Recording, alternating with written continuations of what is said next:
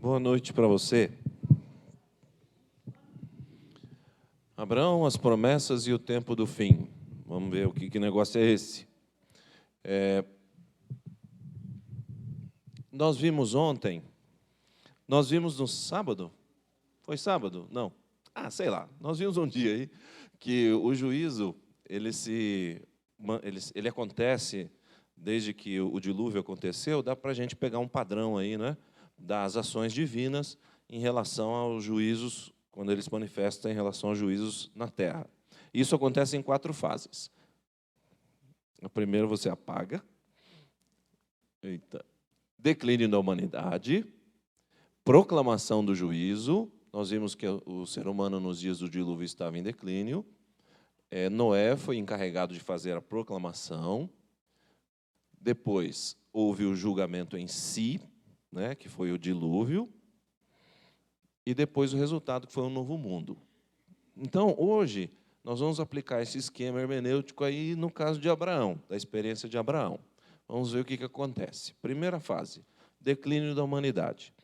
Se você vai lendo a Bíblia desde o Gênesis, ao você chegar ali, antes da história de Abraão, depois imediatamente do dilúvio, qual foi a ordem divina? Bom, a ordem divina foi: Deus abençoou Noé e os seus filhos, dizendo: sejam fecundos, multipliquem-se e encham a terra. Nós vimos que isso até tinha um paralelo com o que ele disse para Adão e Eva, certo ou não? Eles nasceram ali no paraíso, agora vocês multipliquem-se e encham a terra. Né? Tudo bem que isso não é para ser aplicado hoje, você não precisa encher a terra sozinho. Tem gente que tem aí 10 filhos, não precisa. Se você tiver 1 ou 2, está bom demais. Né? Pastor, pelo menos, não pode ter 3, senão está frito. Então, Noé e seus filhos foram abençoados com a ordem de multiplicarem-se e encherem a terra. No entanto, você que está acostumado a ler o livro de Gênesis, que todo ano começa o ano bíblico e não termina, o que vem depois do dilúvio? Ou melhor, o que vem depois aí desse evento? Depois do dilúvio? Vem o quê? Torre de Babel. O que aconteceu na Torre de Babel? Eles fizeram exatamente o oposto da ordem divina.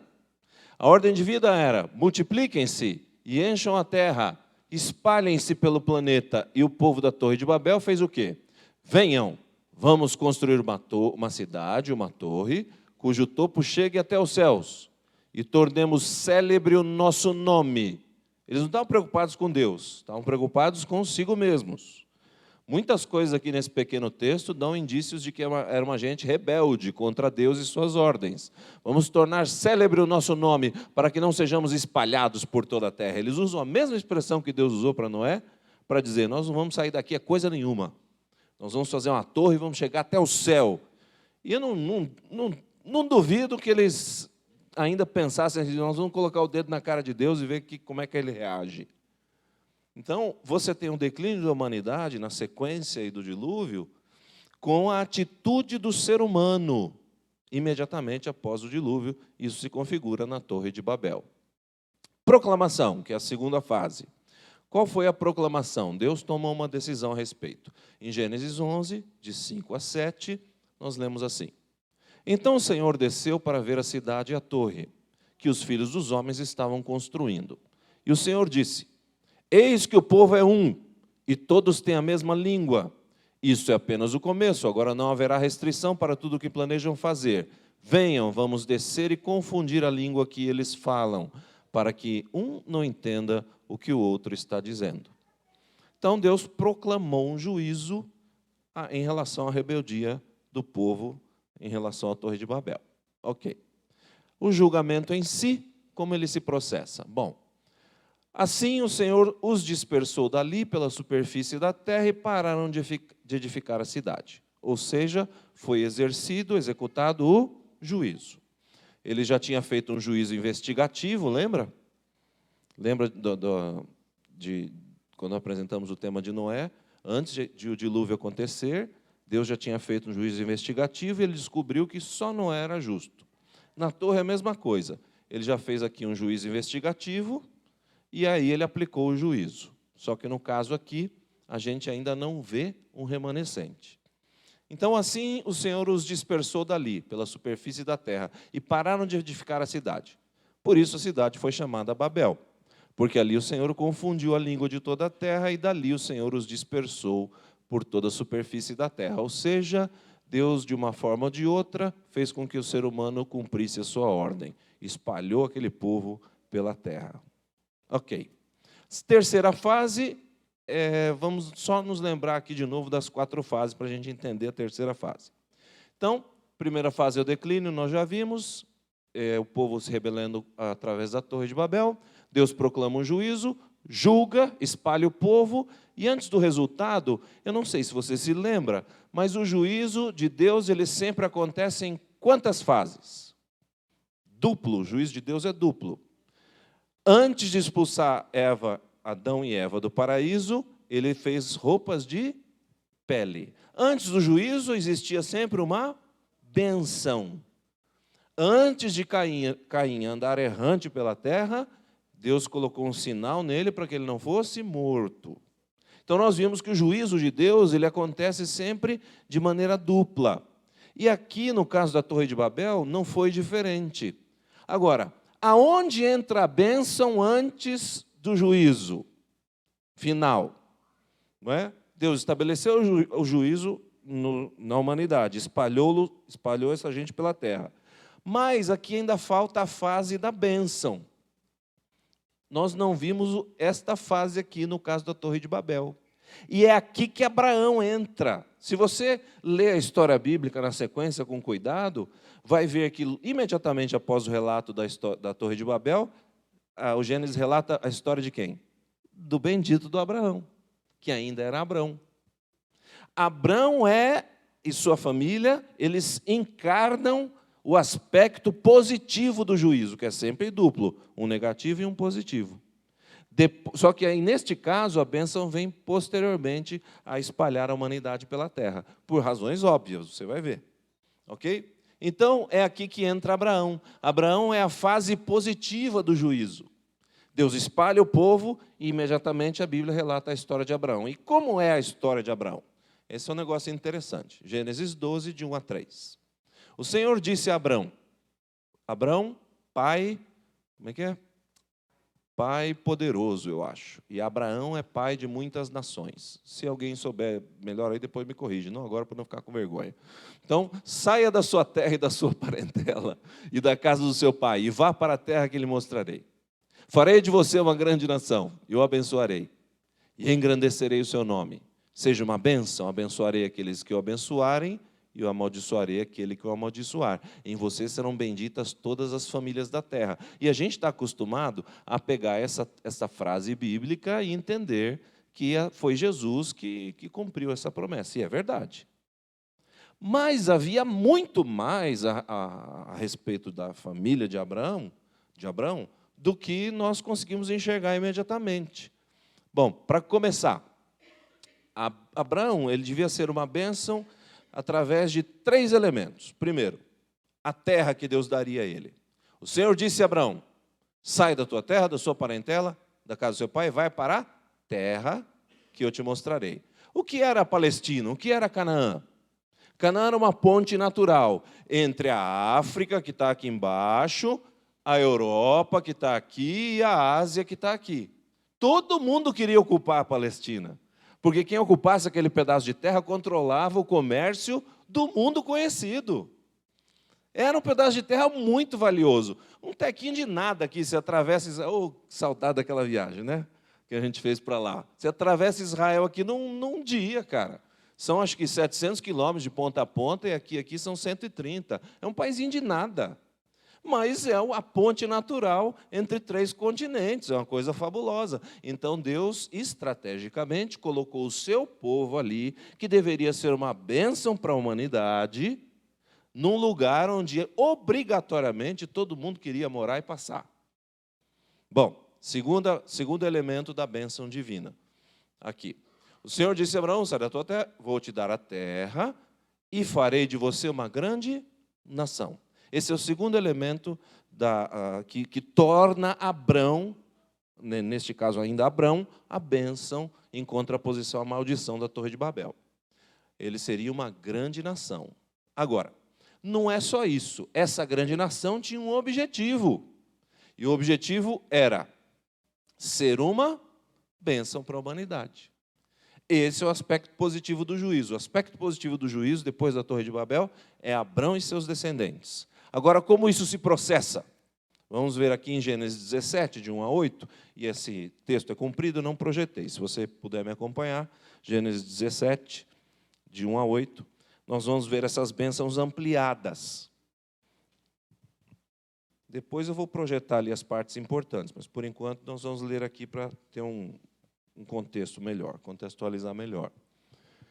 Gênesis 17, de 1 a 8. Quando Abrão atingiu a idade de 99 anos, o Senhor apareceu a ele e lhe disse: Eu sou o Deus Todo-Poderoso, anda na minha presença e seja perfeito. Farei uma aliança entre mim e você e darei a você uma descendência muito numerosa. Abrão se prostrou com o rosto em terra e Deus lhe falou: Quanto a mim, esta é a minha aliança com você. Você será pai de muitas nações. O seu nome não será mais Abrão, e sim Abraão, porque eu o constituí pai de muitas nações. Farei com que você seja extraordinariamente fecundo, e de você farei surgir nações, e reis procederão de você. E estabelecerei uma aliança entre mim e você e a sua descendência no decurso de suas gerações. Uma aliança perpétua para ser o seu Deus e o Deus da sua descendência. Isso aqui é muito importante. É esse o texto que define como Abrão, que agora, como pai poderoso e agora pai de muitas nações, seria uma bênção para a humanidade. Vamos dar uma olhada, então, em como ficou o quadro agora. Então, a terra foi o primeiro elemento que Deus usaria para usar a família de Abrão como bênção. A Palestina, como eu já expliquei. Agora, em relação à grande nação, nós vemos aqui a ampliação em Gênesis 17. 17:2, farei uma aliança entre mim e você, darei a você uma descendência muito numerosa. Nos versos 4 a 6, ele dá uma explicada, uma ampliada aqui no verso 2. Quanto a mim, esta é minha aliança com você. Você será pai de muitas nações. O seu nome não será mais Abrão, e sim Abraão, porque eu o constituí pai de muitas nações. Farei com que você seja extraordinariamente fecundo, de você farei surgir nações e reis procederão de você. Isso é uma tremenda promessa.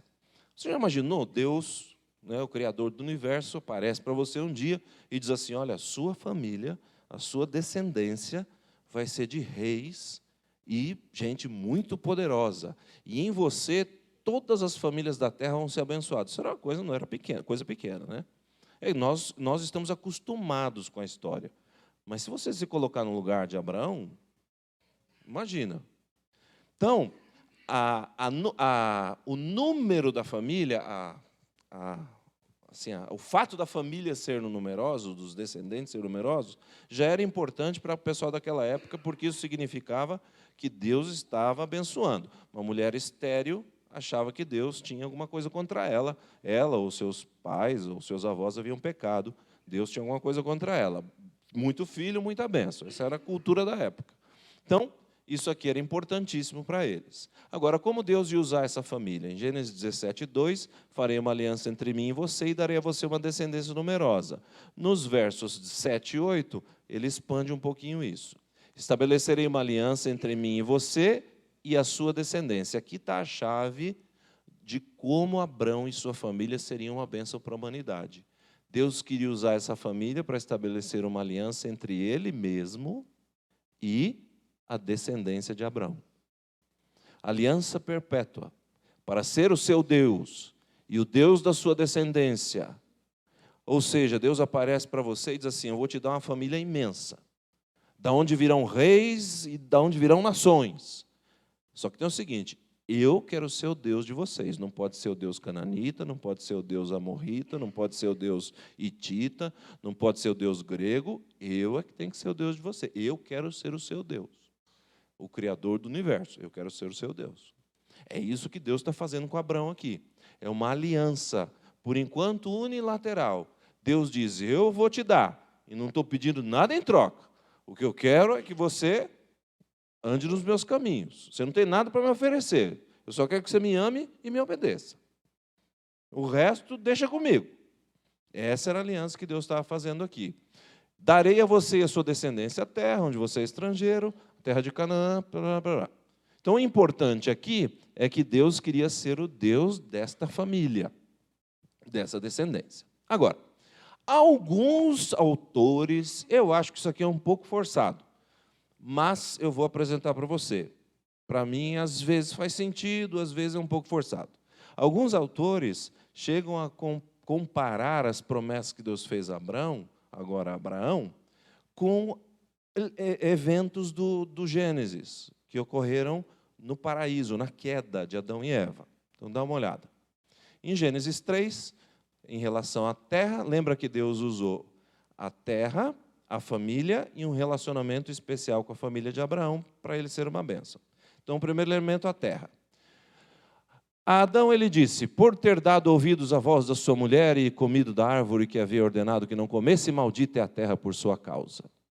A primeira maldição foi sobre a terra.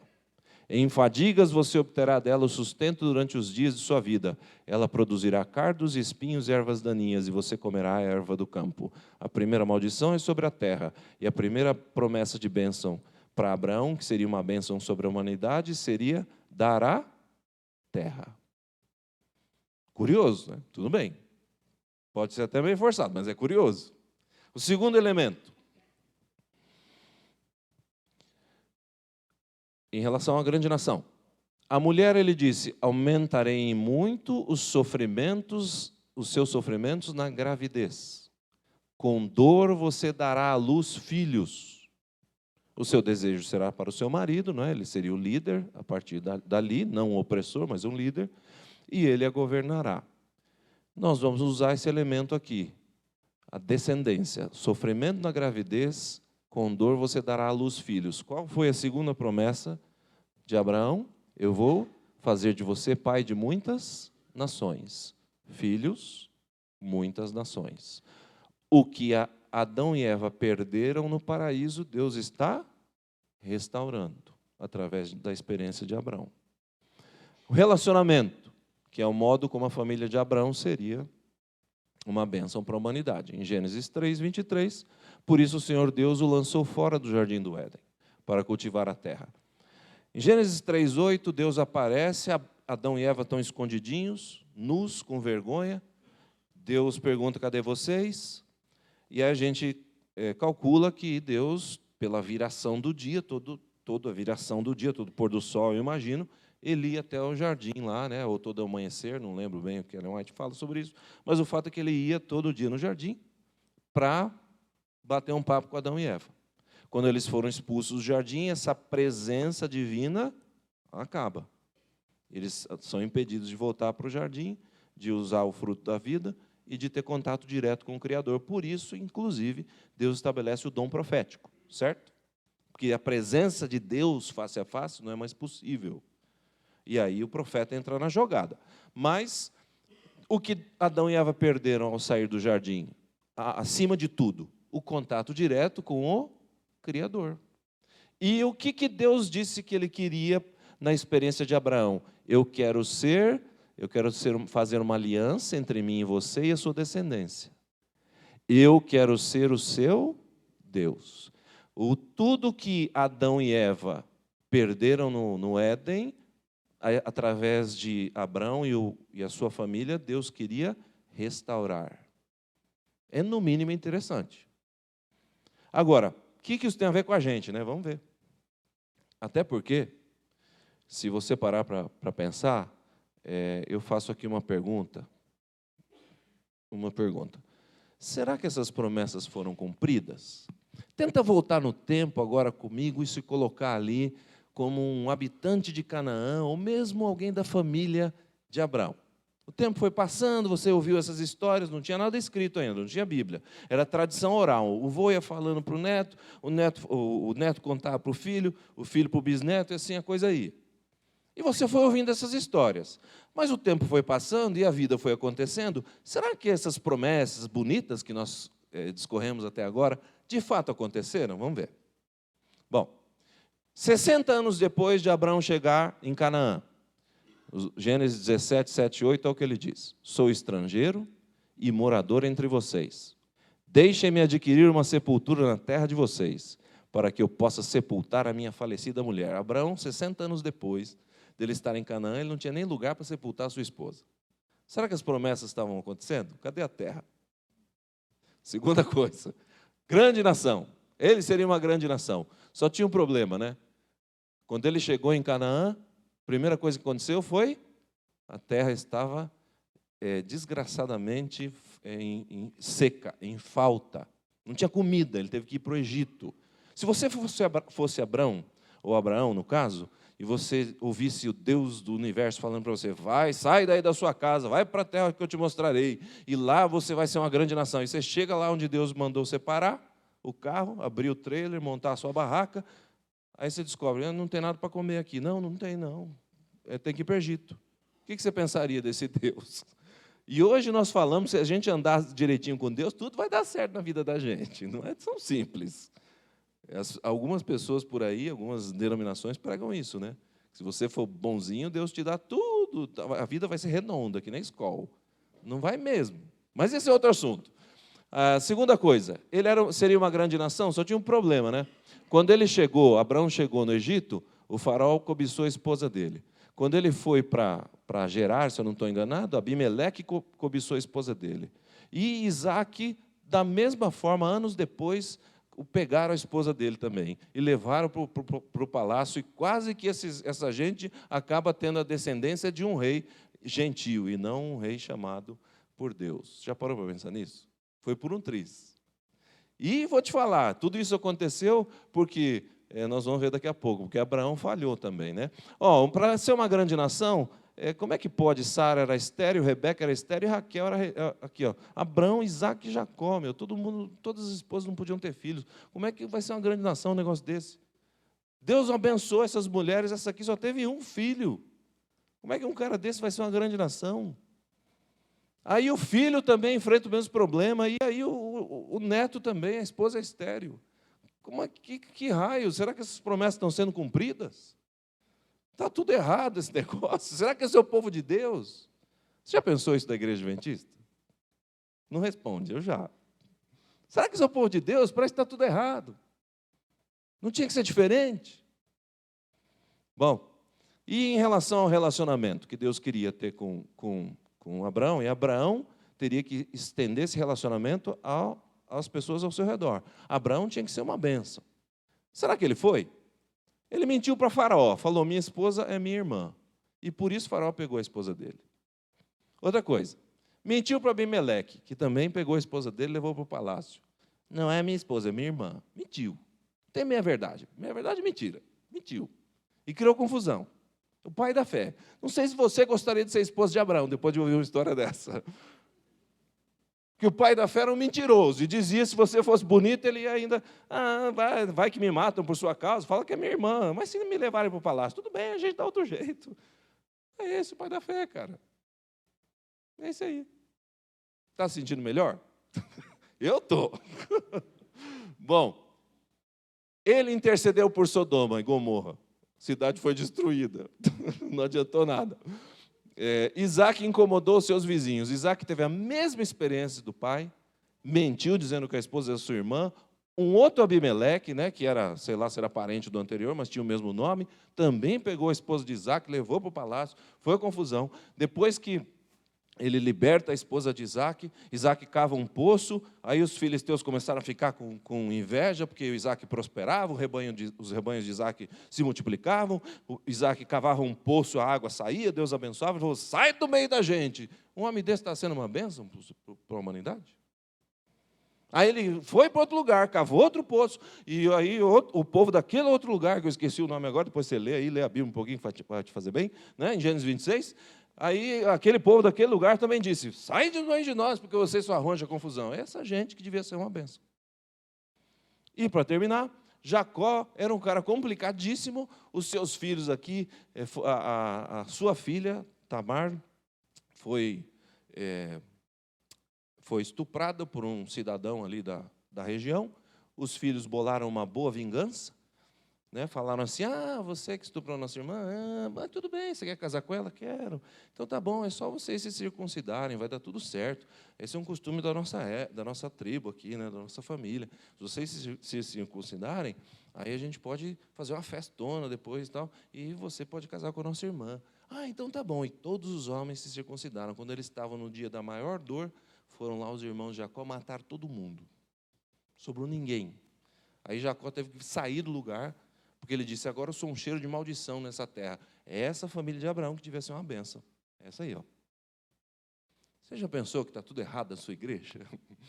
Você já pensou que está tudo errado no povo de Deus? Se você fosse um habitante de Canaã, olhando a história de fora, talvez você tivesse essa impressão também. Agora, eu coloquei tudo isso de modo tão negativo, não foi à toa. Porque de fato foi negativo, só tem um detalhe. Às vezes você e eu olhamos para a nossa igreja, para o nosso tempo, e achamos que as coisas deviam ser muito diferentes. Mas se você olhar com atenção para a história bíblica, vai descobrir que os patriarcas, o povo da Bíblia, e aqui no nosso caso, os patriarcas, no caso Abrão, que devia ser uma bênção, aparentemente as promessas não estavam sendo cumpridas, mas estavam sim, porque Jesus finalmente veio. E nós aqui acreditamos que, pela fé, que Jesus Cristo foi o cumprimento final da promessa. E é claro que, ao ler a Bíblia, você vê no desenvolvimento da história da família de Abraão, que se torna o povo de Israel, tiveram momentos positivos, tiveram momentos negativos. Por que as coisas têm que ser assim? Porque nós somos humanos. E a gente erra feio. Eles também erravam feio. E Deus só tem gente para usar para a história da salvação, como eles que erraram feio, e como você e eu que erramos feio hoje. Não tem gente perfeita para Deus usar. Então é assim que vai ser a história da salvação. A gente precisa da graça de Deus que estudamos ontem. É assim que a coisa funciona. Não tem para onde correr, não espere uma igreja perfeita, porque nunca foi e nunca será. Não espere a associação perfeita.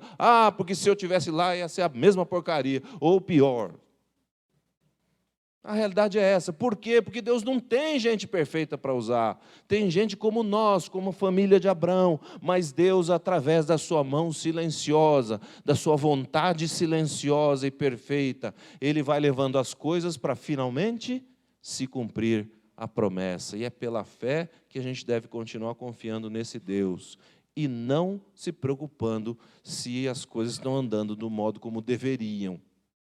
É claro que, se as coisas não estão andando do modo como deveria, a gente tem que fazer o que puder para consertar. É lógico, é óbvio. Mas não adianta ficar reclamando. As coisas são assim, assim é o ser humano.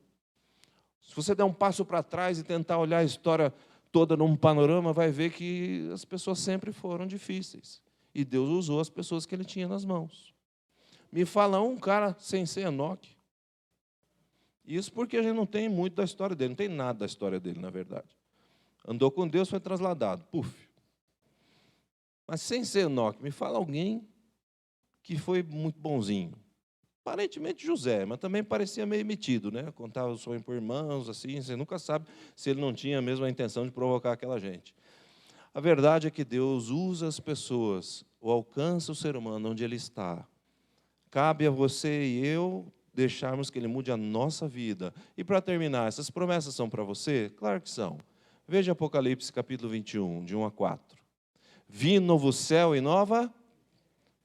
Primeiro elemento que Deus usou para restaurar a terra que Adão perdeu e Abraão deveria ganhar, não é?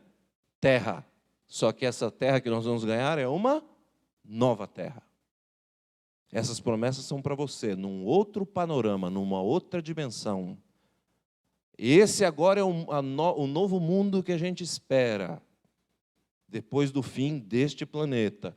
Pois o primeiro céu e a primeira terra passaram, e o mar já não existe. Vi também a cidade santa, a nova Jerusalém, que descia do céu, da parte de Deus, preparada como uma noiva enfeitada para o seu noivo. Então ouvi uma voz forte que vinha do trono e dizia: Eis o tabernáculo de Deus com os seres humanos. Deus habitará com eles e eles serão povos de... Não era isso que Deus queria? Uma grande família para chamar de sua. E eu serei, Deus mesmo estará com eles e será o Deus. Não foi isso que ele prometeu para Abraão? Eu quero ser o Deus da sua família. E é essa promessa que está reservada para você. É isso que nos espera. É para isso que Deus criou essa igreja, para isso que Ele chamou você para cá. E Ele lhes enxugará dos olhos toda lágrima, e já não existirá mais morte, já não haverá mais luto, nem pranto, nem dor, porque as primeiras coisas passaram. Uma nova terra, uma grande nação, e Deus será o seu Deus. No fim das contas, você e eu descobrimos que a gente precisa fazer um esforçozinho para permanecer povo de Deus. E aqui é o lugar do povo de Deus. No fim das contas, a gente tem que ser uma bênção para o mundo, com os nossos defeitos e virtudes. Eu não sou santo, você também não é. Mas com os nossos defeitos e virtudes, a gente tem que se esforçar para ser uma bênção para o mundo. Esse é o nosso papel. Para o seu vizinho, para a sua vizinha, para o seu chefe miserável que pega no seu pé, para a diretora da escola que você odeia, não importa. A gente tem que ser uma bênção.